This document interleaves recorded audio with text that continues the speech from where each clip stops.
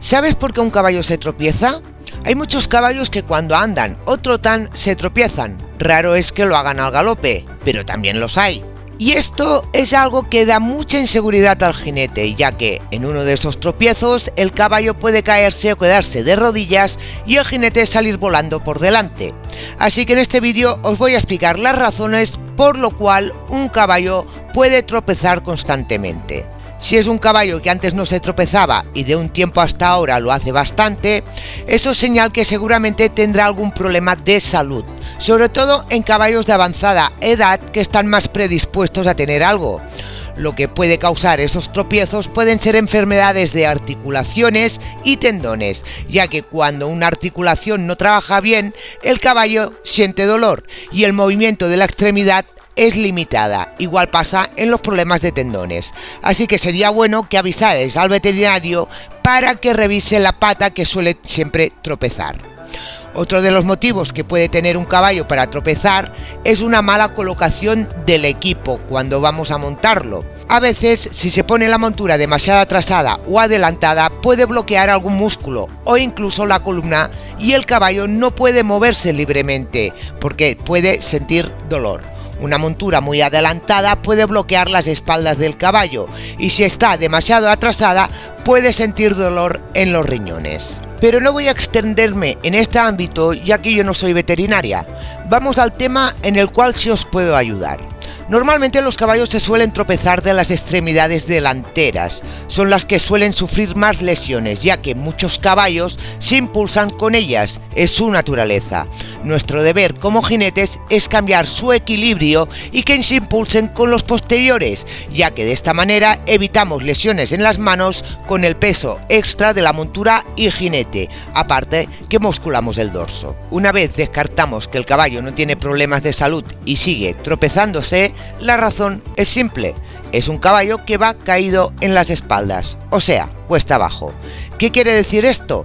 Que el caballo tiene la mayor parte de su peso en su parte delantera y si le sumamos la ley del mínimo esfuerzo, o sea que el caballo vaya poco activo, aquí tenemos los resultados. No levanta las manos y el mínimo desnivel o piedrecita que pueda haber en el camino se tropieza. Eso no quiere decir que todos los caballos que vayan caídos en las espaldas se tropiecen.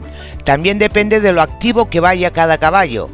Eso es lo mismo que los seres humanos. Hay algunas personas que cuando caminan parece que vayan cansados ya que arrastran bastante los pies. Pues con los caballos es lo mismo. Para ello hay que mantenerlos más activos y con esto muchos de los caballos ya no tropiezan tanto, aunque lo mejor es trasladar su peso en los posteriores. De esta manera tendrán más facilidad y no les costará tanto levantar las extremidades delanteras al liberar mucha parte de peso en ellas. Evidentemente, si levantan mal las patas, tropezarán menos, es pura lógica. ¿Cómo activar a un caballo? Es despertarlo. Normalmente el fallo que se hace es que cuando se pide que avance al paso o al trote, una vez emprende la marcha se le deja ir a su aire. Como ya camina o trota, ya estamos satisfechos. Y claro, algunos caballos obedecen, pero sin cansarse demasiado. Pero no os penséis que despertar a un caballo, llevarlo más activo, quiere decir correr. No, no tiene nada que ver. No se trata de llevar el caballo precipitado, porque este seguirá tropezando y con el agravante que si va muy deprisa puede llegar a caerse. Para explicarlo bien y lo podáis entender, vamos a poner el ejemplo de la moto. Las piernas del jinete es la mano del motorista. Cuando impulsamos con ella es como abrir el gas de la moto. ¿Qué pasa entonces? Pues que la moto empieza a avanzar, igual que lo hace el caballo cuando lo impulsas. Como más gas das, más deprisa va la moto, igual que el caballo. Como más lo impulsas, más rápido irá. Lo que hay que buscar no es velocidad, sino actividad, que es lo que genera la fuerza en el caballo, y esta hay que contenerla. Si nosotros mantenemos el caballo activo, generando fuerza, si no la dejamos pasar hacia adelante para que corra, esta fuerza la utilizará para elevar las patas. Volvemos al ejemplo de la moto. Si una persona quiere levantar la rueda de delante, con la moto parada le va a ser muy difícil. Si se le da un poco de gas, también le costará mucho, ya que la moto avanzará despacio.